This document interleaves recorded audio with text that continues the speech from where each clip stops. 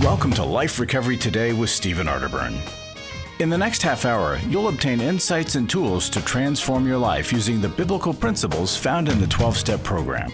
We believe everyone can benefit from a life recovery experience because we all have struggles in life. Struggles with addictions, food, depression, anxiety, and relationships, to name a few. You'll be encouraged to see how others have found a new way of life with hope for the future through life recovery. Your host is Steve Arterburn, founder of New Life Ministries and Women of Faith, author of over 100 books, and teaching pastor at Northview Church in Carmel, Indiana, one of the 20 largest churches in America.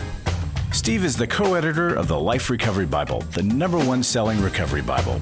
With over 3 million copies sold, this is the Bible given to inmates by Prison Fellowship and the Pew Bible for the Salvation Army. Now here's Steve. Hi there, Steve Arterburn here. Welcome to Life Recovery Today. You know, when I married my wife, I very quickly realized that she had a very severe birth defect. She was born without a clock in her head. And so she just loses all track of time. She'll say, "What time is it?" And I'll say, "What time do you think it is?" She'll say, 10 p.m. I say, "No, honey, about midnight. You've lost 2 hours totally." Well, I was born with a birth defect also. I don't have a compass in my head. I can't tell you, right now, I could not tell you which way is north, south, east, or west. It just doesn't register. Never has. And, you know, I just can't find my way. If anybody gives me directions with my attention deficit disorder, it's just, I get lost all the time. So when we go somewhere, she's getting dressed, taking her time, thinking, well, don't need to hurry. We're going to get lost anyway. I'm out there thinking, why doesn't she hurry up? She knows we're going to get lost. We need to get there. Well, anyway, we've grown a lot since discovering our birth defects. And we've given each other a lot of grace. But for me, not having a compass in my head, it's really produced a lot of frustrating times. I was thinking today about my 12-year-old daughter and my 15-year-old son. There's not much of a moral compass out there in the world for them to use. And if we don't help our kids come to find what's true and real from God's truth in the Bible, if all they are ever exposed to is social media and the society behind the screens, they're not going to have much of a compass at all. It's important that if we have struggles, we're in recovery. We're growing and our character is building one day at a time so that we then can help them grow and that their compass, not the ways of the world that are so sick and so meaningless, but their compass is the truth that we find in God's Word. And you know, if you need help getting through that truth, if you need help finding a way to make all of this truth understand, well, there's no easier path than seeing what the Bible says about every one of the 12 steps. And you can do that in a Life Recovery Bible. You call us at 1-800-NEW-LIFE if you need one. Well, I'm about to do an interview with a person that is open and honest about a new and developing problem. Well, not so new, but it's prevalent and we need to be dealing with it. We'll be back after this. Are you going through your struggles alone? Do you want someone to talk to help you through your pain? Do you feel like a failure when you relapse again, telling yourself, next time will be different? Don't walk this path alone anymore. Join a life recovery group today and be a person that your friends and family can be proud of. God created us to be in community, and we believe everyone can benefit from a life recovery experience. There are life recovery groups all over the country, and if there isn't one in your area, we can help you start one. Life Recovery brings recovery to you, right where you are. You'll take a journey with others to find healing and freedom. Whether you're looking to join a group or start one, New Life Ministries is here for you. Call us at 1-800-NEW-LIFE or visit liferecoverytoday.net.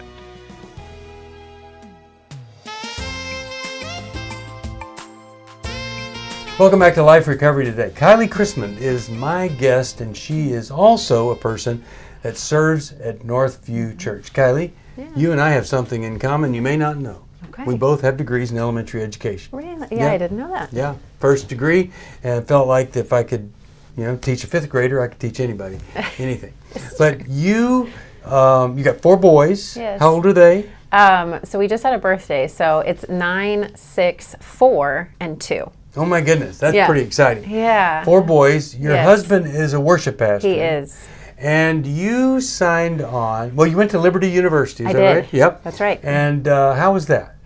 It was awesome. It was such a great 4 years. I loved being down in Virginia. I'm from Indiana, so I loved the mountains. And oh, yeah, it was really fun. I can see that. My son would like Indiana to be less fun. So you go to Liberty and you marry a worship pastor. I did. And then somehow you're back here and you signed up to be part of a residency program. I did. At Northview. Yes. But didn't last very long. Well, I did finish I just finished my residency in December, but I was hired on full time before the end of my, yes. Before the residency was over, yes. They said, we need yes. you. So what do you do now? What are you involved with there? So I'm the groups and teams director for the Greater Lafayette campus. Wonderful. And it's just a dream. It's because a teacher did not have any formal ministry training. That was not on my radar. And Chris and I had been in ministry for over a decade together. And after we had our 4th son, okay, am I going to go back into the classroom? And I just felt this pull towards ministry. Like, what if I did ministry? We've always done this together. But I think I want to do something different. Yeah. And so without any formal ministry training, I just decided to jump into Northview's residency program. And awesome. Yeah, it's been awesome. In the past week, we do our New Life Live program, and I also did a workshop in California. I had 2 parents in the past week tell me, one was a 14-year-old girl, one was a 15-year-old girl. They didn't say, my daughter came to me and said she's having a little bit of problem with pornography, but they both said, my daughter came to me and said, I am addicted to pornography, which I just thought was pretty amazing that they would even use that word. Sure. Obviously, they had struggled for some time to be convinced that they're addicted. Now, you don't look like a person, just like nobody with an addiction problem usually looks like they would. But you don't look like a person that would have had a problem with pornography, but you're quite open about that. How did all of that get started? Oh, that is a story. So I have struggled with an addiction to pornography and masturbation for over a decade. It started when I was 19, went away to Liberty. My parents got divorced that year, my freshman year of college. A lot of pain, I would think. Wrecked my world. Like, mom and dad had been together for almost 20 years. I grew up in a Christian home. I'm at a Christian university, and I just did not know how to deal with any of that pain, and so started shoving it down. And eventually found myself, looking at pornography, which was very confusing to me because I grew up in a conservative Christian school. And so any talk that I had ever heard was for men. In fact, we would separate the boys and the girls, at school camp, and we'd give the boys a talk on pornography and give the girls a talk on modesty. And so I just thought, oh, I am the only one. I am sure that I am the only one. So I would sit in Convocation, which is our chapel at Liberty, and there are 10,000 students in that arena.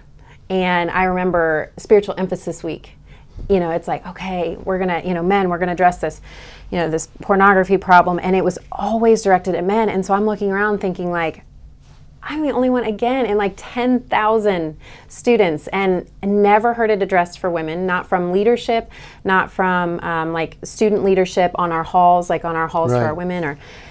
And so That must have been horrible to feel like I'm the only one. Yeah. And so I started Googling resources, but I would do the private web browser because I didn't want, my university to see okay, I'm searching for resources. And then I thought, oh, okay, I found this book, but the title clearly says, what this is for. So there was one book. And I thought, I can't keep that in my dorm room. because my roommate is going to know what I'm. And so I just continued on in my struggle alone all throughout college. I never heard it addressed for women once, never once in my 4 years at a Christian evangelical college. So what happened that turned it around? How did you find help, or tell us about it. It took a long time. So my husband has also struggled with an addiction. And so into our first year of marriage, he began struggling with prescription drug abuse. And that did not help my addiction. You know, here we're dealing with his, but his was affecting our life more, like his job, and so really just focused on that, and that led us down a very hard road. He was fired from a church in Texas, and they had no idea what was going on. They just knew he couldn't do his job. And so we moved back to Indiana, and he didn't really get help, didn't know what kind of help we needed. It took 3 or 4 years. I started going to Narconon meetings eventually when I was able to say, okay, you have an addiction. That is definitely what this is. And learned some things there, but I'm still struggling with my addiction this whole time. And it wasn't until we had stability for him and that he was in his recovery process that I felt like I need recovery too. And really it was just this moment of surrender. Like, we had our 4th son, and now I'm a mom of 4 boys, and I don't want them to deal with this. I don't want them to walk through the same things that I've walked through. I want to be better for them. I want to be a better mom. And so how do I get free? How do I find sobriety in this? And so what did you do? So this is not advisable. I just white knuckled it with Jesus. It's like I didn't know where to go still, even at Northview. I had heard Pastor Steve mention it from the stage that women also struggle with pornography. And so I'm like, okay, somebody's acknowledging this, and yet there are no groups for it. There's nowhere I can go for this. And so I continued to just feel very alone in my, and as far as I knew, I was the only one at that time who struggled, except for a couple very close friends who I had shared this with. So I dug into some Bible studies just about lies, that women believe, and I'm like, okay, I'm gonna figure this out, and I'm just gonna white knuckle this with Jesus. And came on as a resident. I think having that accountability, knowing Chris's addiction recovery path, so being accountable for my thoughts and feelings. So I'm starting to put some recovery principles in place without any actual recovery framework. And then a few months into that, met Landon because of I was groups and teams, so I'm a resident in his world, and he talked about this book that he's getting ready to, publish, and I thought, I would love a copy of that. Like when you it do. was meant to be. When you have a copy of that. So he gave me a copy in the summer, and I flew through that, and I just thought, man, these are questions that nobody has ever asked me, and at that point, I was 9 months free and sober, so that kind of cemented that, like, okay, we are on this path. We're gonna dig into this hard work. We're gonna do the work that I'd never done before. But that was a decade later. I want to talk to you some more.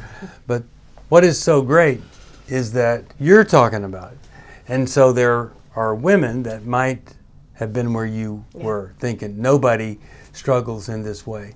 Well, it's actually quite common and becoming more and more common.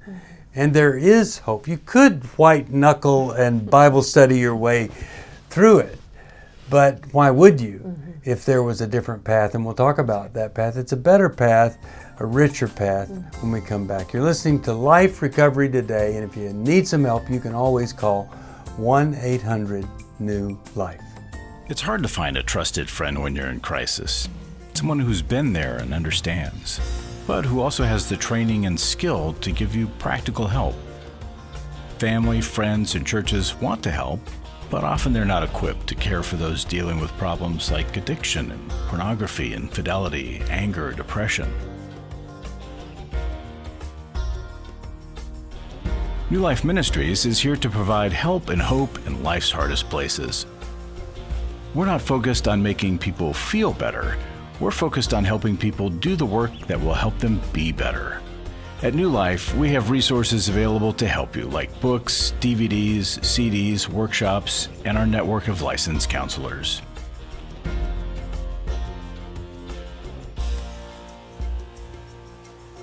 If you need help, call 1-800-NEW-LIFE and begin your new life today.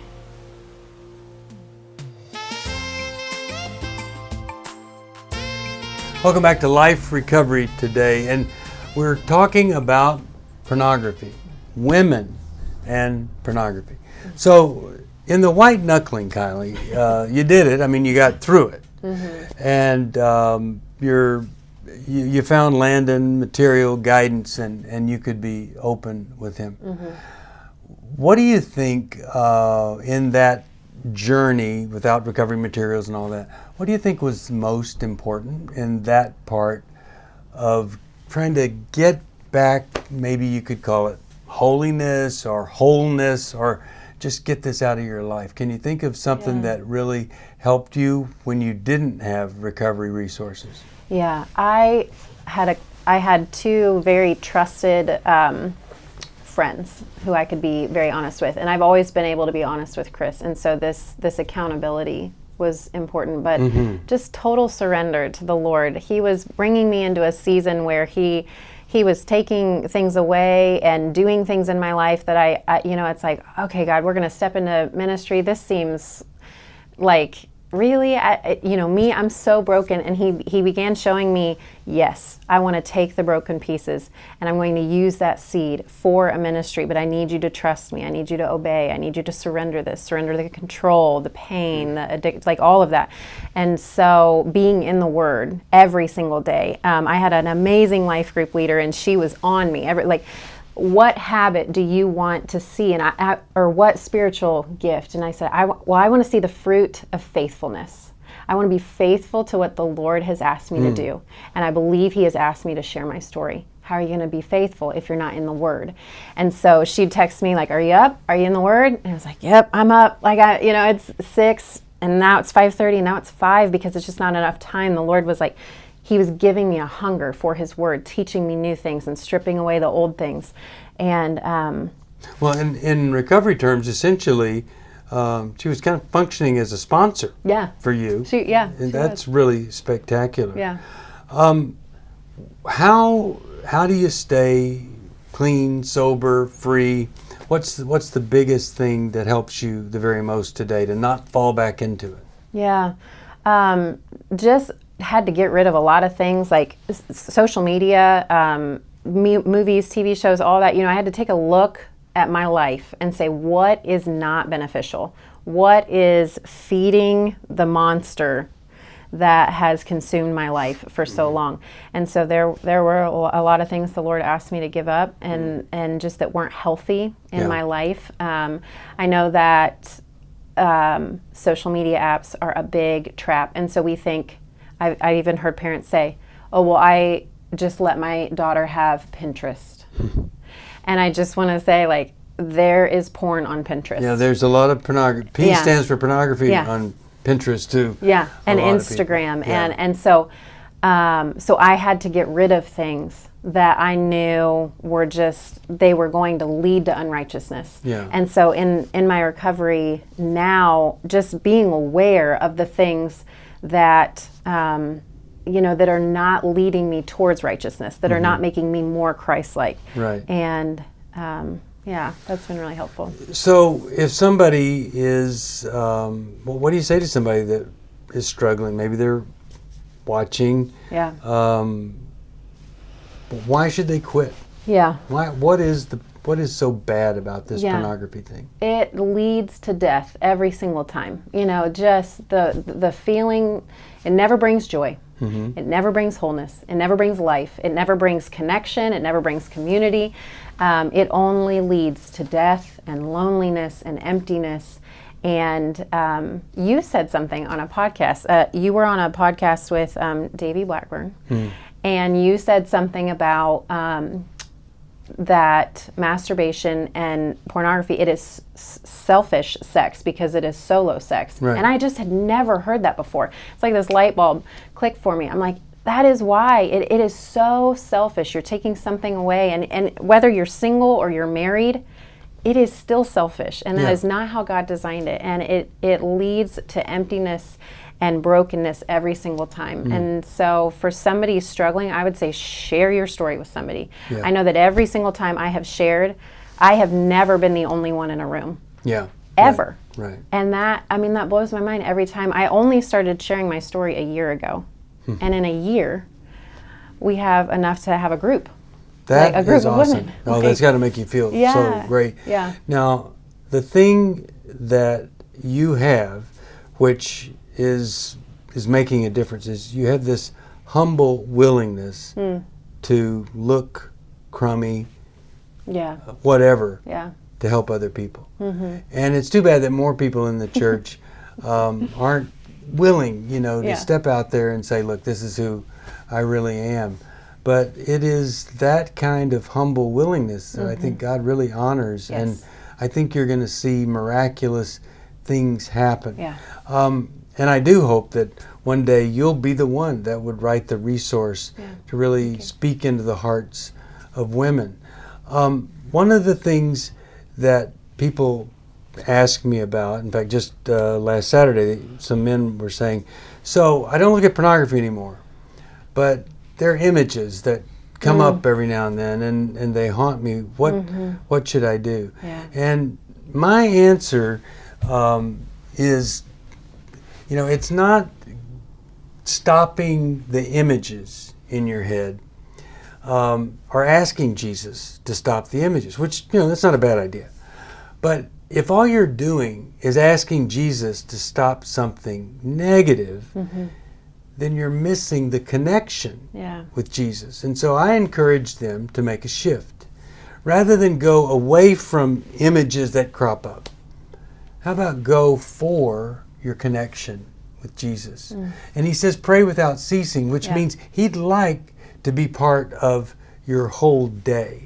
And so if I'm a woman and I'm dealing with my thought life, things crop back up. Now I'm saying to the men, you might say to the women, let's try to develop a greater intimacy with Jesus. What else would help a woman, from your perspective, to not fall back into this, not let these things come back up, but to truly have a thought life that honors God? Yeah. It's such a great question. I get asked that a lot too, because we're up by Purdue, so I have a lot of young women who come in and just want to meet as they hear my story. But those thoughts, I repent in that moment, just like God, I put it there. Yeah. Right? Like I'm the one who looked at that and put that there, and I burned it into my brain. So would you just take that and would you erase that? The same way that David asks him to cleanse him with hyssop. Is that right? Like, cleanse my mind that way. So cleanse my thought, and then teach me something about who you are. Thank you that you are gracious. Thank you that you are kind. Thank you that you are patient. Thank you that you never run out of love and grace for me, and that you lavish me with opportunities to praise you and to ask for your favor and to make my thoughts new. And so I love that. Yeah, turn that into a moment of worship. Like repent from that and then ask him, tell him who he is. God, who does this reveal about who you are? Yeah, I think that's what I do. Yeah. So. Well, it's not easy. It can really be tough. And when you hit different potholes and struggles, easy to fall back in. Yeah. But the thing about your life is you're really connected with other people. That's and you're connected in groups and stuff. And the healing power of a group. Talk about that just a bit, about how that enriches a person's soul. Absolutely. Group is so essential. And we took this group of women who, after I shared my story, other women came forward and identified, and to be able to encourage one another and to say, you are not alone. Yeah. So whatever it is that you think that you were the only one, you are not. And so we are here for you to be honest, and we are here to pray with you and to lay hands on you and to remind you of the recovery principles, to remind you of the life that you said you wanted. Like you wanted freedom. So I'm going to remind you of that, and then I'm going to point you back to Jesus. And then there's so much grace when, you fail. But like we're going to walk this out together, and community is so essential for that.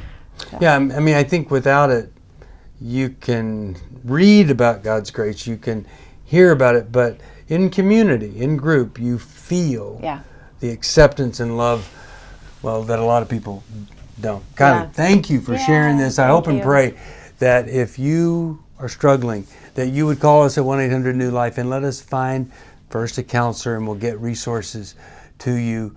And I know that God understands. God has walked this with you, is not going to reject you, but wants you to be free. We'll be back after this. Life recovery isn't just about making the courageous choice to give up an addiction or dependency. It's a journey towards health, wholeness, and becoming your very best you. If you need resources to help you in your journey, we can help. There are many life recovery resources that you can do on your own, with a group, or with your church.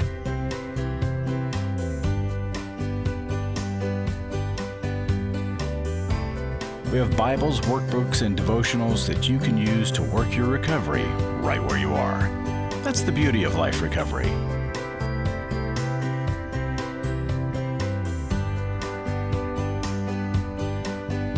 To learn more or to get the Life Recovery Bible or any other life recovery resource, visit liferecoverytoday.net or call us at 1-800-NEW-LIFE.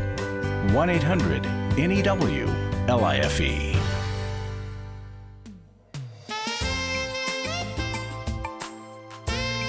Welcome back to Life Recovery Today. You know, the 10th step says that we continue to take a personal inventory. That's really important. And when we take that inventory and we discover we've kind of messed up a bit, we promptly admit it.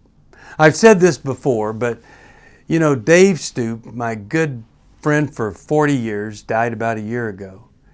And all of the other people that were writing together, they weren't anymore.